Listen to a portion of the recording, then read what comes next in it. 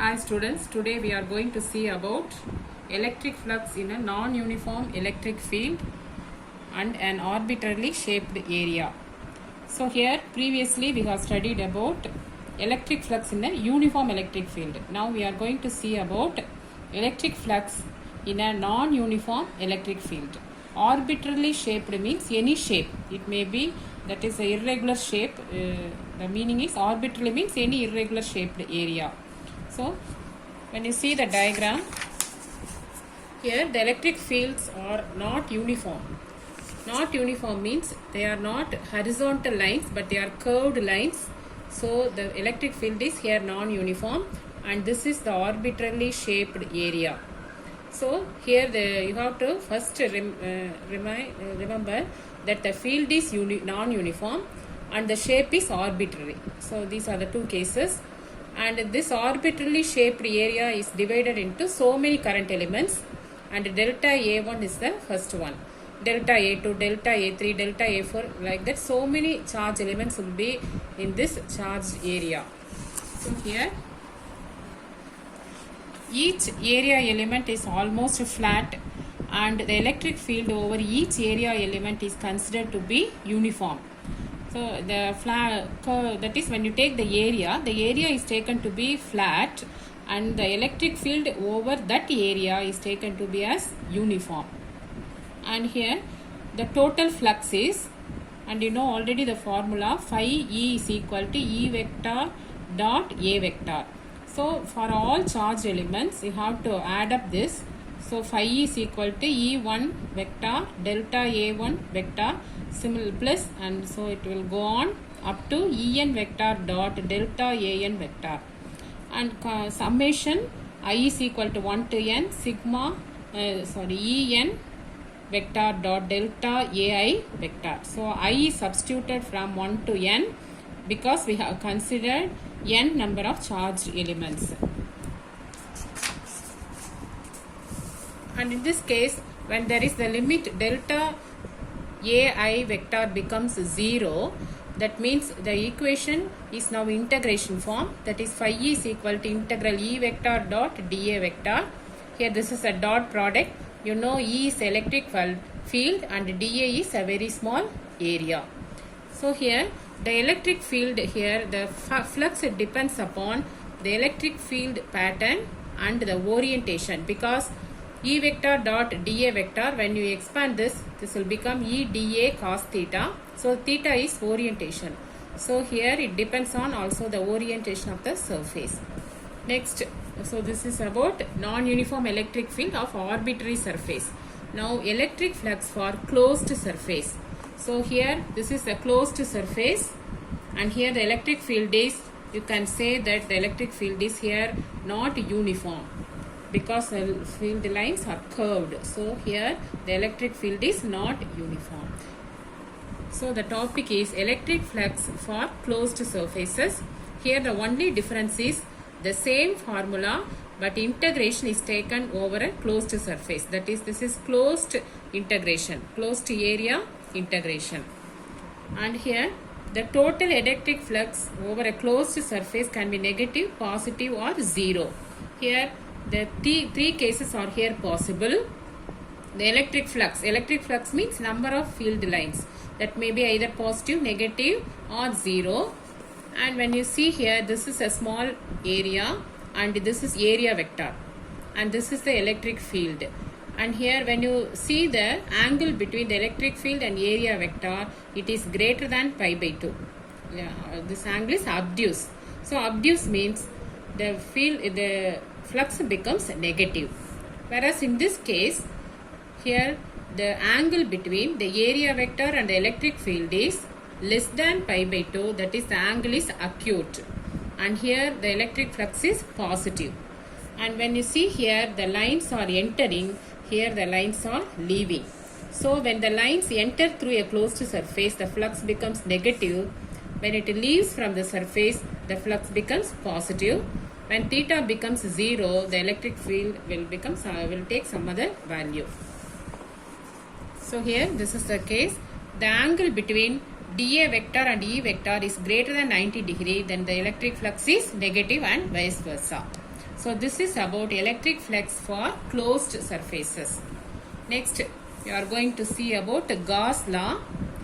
Gauss law, if a point charge is surrounded by an imaginary surface of radius r, and here this is the positive charge, and this is surrounded by an imaginary surface. Usually this surface is called Gaussian surface. Here the flux phi e is equal to integration over a closed surface E vector dot dA vector. When you expand this is a dot product, so this will become E dA cos theta. And the direction of the area element dA vector is along the electric field E vector, and theta becomes 0. And here when you see this diagram, this is the direction of electric field. Also this is the direction of current element, that is area vector. So dA vector is area vector and E vector is electric field vector. Both are in the same direction. So theta is 0. So the equation now becomes phi E is equal to integration over a closed surface E dA since cos theta is equal to 1. So surface integral dA is equal to now 4 pi r square, because the surface area of the sphere is 4 pi r square. So now E becomes 1 by 4 pi epsilon naught q by r square. This is the equation you already know. E is equal to 1 by 4 pi epsilon naught q by r square. And you know q is the charge and r is the radius of the Gaussian surface. So here phi E is equal to, now instead of E you substitute this value into integral dA is 4 pi r square. So now phi E is equal to q by epsilon naught. So this is the electric flux, which is equal to charge divided by epsilon naught, where you know epsilon naught is permittivity of free space. And in this diagram, this is the positive charge and this is one surface area, this is another area, this is another area. And when you see the lines are same for all the areas A1, A2, A3. So the total electric flux is same for closed surfaces A1, A2 and A3 in this particular case. And here what is Gauss law? Gauss law states that if a charge Q is enclosed by an arbitrary closed surface, then the total electric flux phi E through the closed surface is phi E is equal to integration over a closed surface E vector dot dA vector is equal to Q enclosed by epsilon naught. This is very important formula, and the electric flux is equal to Q enclosed by epsilon naught. If a charge Q is enclosed by an arbitrary closed surface, arbitrary means any surface, that is any shaped surface, the total electric flux is given by phi E is equal to Q enclosed by epsilon naught, and Q enclosed denotes the charges inside the closed surface. Next, discussion of Gauss law. And here when you see the electric flux depends only, the total electric flux through the closed surface depends only on the charges enclosed by the surface, and the charges present outside the surface will not contribute to the flux. So the charges which are inside the surface will contribute the flux. And the next point is, it does not depend upon the location of the charges. That is, wherever the charges are present, the total electric flux is independent of that location. That is the second point. And the third point, the electric field is spherically symmetric for a point charge surface chosen. That is, for example, here you have a point charge, and so here the surface is spherical in nature. And cylindrical and planar Gaussian surfaces can be chosen for other kinds of charge configurations. So these two surfaces are also possible. So spherical surface, or it may be cylindrical, or it may be planar Gaussian surface. So here the LHS equation, electric field E vector is due to the charges present inside and outside the Gaussian surface, but the charge Q enclosed denotes the charges which lie only inside the Gaussian surface. And when you see this equation, here phi E is equal to Q enclosed by epsilon naught. Here this represents the charges both inside and outside, whereas this Q enclosed depends upon only the charge, they represent only the charges inside the sphere. That is the Fourth point. And the fifth point is the Gaussian surface cannot pass through any discrete charge. Discrete means individual charge, but it can pass through continuous charge distribution. That means any charged body or any charge line or charged wire, charged plane sheet, like that. So the Gaussian surface cannot pass through any discrete charge, that is not any individual charge, but can pass through continuous charge distribution. And sixth point is Gauss law is another form of Coulomb's law, and it is also applicable to the charges in motion. So the Gauss law can also be applied for the charges which are in motion. Next we are going to see about applications of Gauss law. So here, if the charge configuration possesses some kind of symmetry, then Gauss law is very efficient to calculate the electric field. So the main application of Gauss law is to calculate the electric field, and mainly for symmetric configuration. For example, if you take this charged wire, this is symmetric in nature. So Gauss law is very useful for calculating electric field for the symmetric configurations. There are 4 applications in this. First we are going to see about electric field due to infinitely long charged wire. So here you see this diagram. This is infinitely long charged wire, and you take a point P which is at a distance r from the charged wire. This is perpendicular distance, and in this point we are going to find out the electric field due to these charges present in the charged wire. And for this you take lambda. Lambda is linear charge density, that is density per unit length. Let P be a point located at a perpendicular distance r from the wire. And when you see this diagram, we are considering 2 charged elements A1 and A2, which is at equal distance from the center point. And here, considering the point P, there are 2 electric fields, one due to A1 and the other due to A2, and this is the resultant electric field. Similarly, at this point Q, there are 2 electric fields due to A1 and A2, and this is the resultant electric field. And when you take a circle around this, whose radius is r, all the electric fields in these points are equal. For example, when you take the points P, Q, R, S, at all these points the electric field is same. And here you are taking a Gaussian surface. This is an imaginary surface around this charged wire, and this Gaussian surface is cylindrical in nature, whose length is L and the radius is R. And here when you considering the cylinder, there are 3 surfaces. This is the curved surface, and this one top surface, and this is the bottom surface.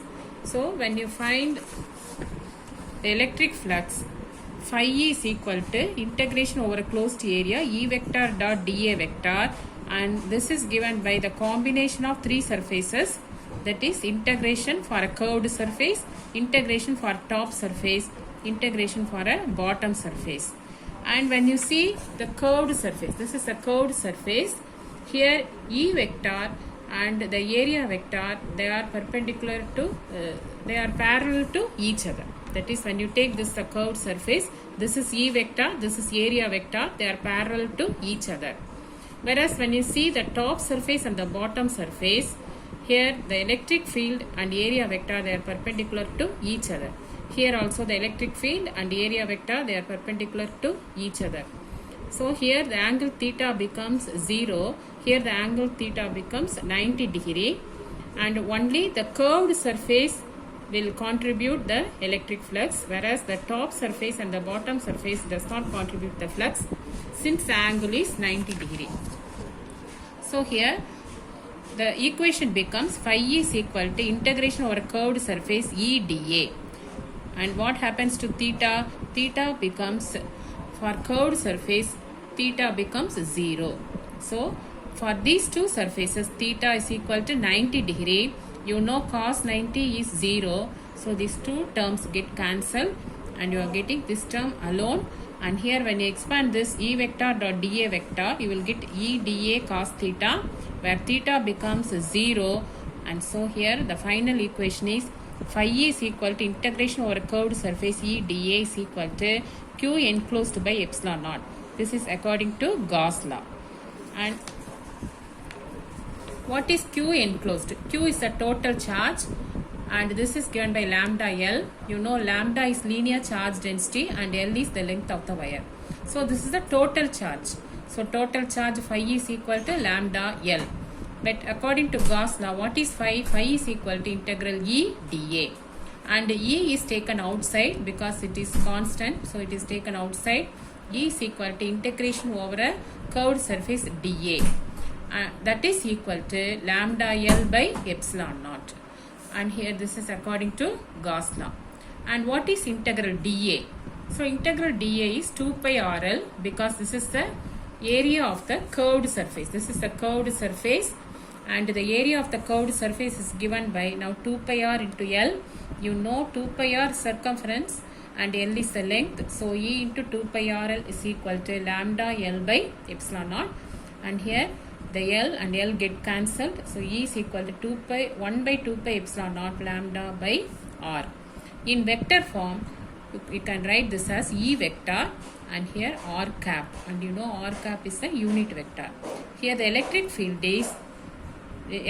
depends on 1 by R, whereas 1 by R square for a point charge. And suppose if lambda is greater than 0, that means linear charge density is greater than 0, the electric field points perpendicularly outward. That is, electric field will be perpendicular like this. And suppose if lambda is less than 0, then E points perpendicular inward. That is, it is inward. That is, R will become minus R. However, this application is holding good only for midpoint of the wire. Suppose if we take this is a midpoint which is far away from both ends of the wire, this is very, very suitable. So the equation for such a wire is taken approximately true around the midpoint of the wire and far away from both ends of the wire. So this is the first application of Gauss law.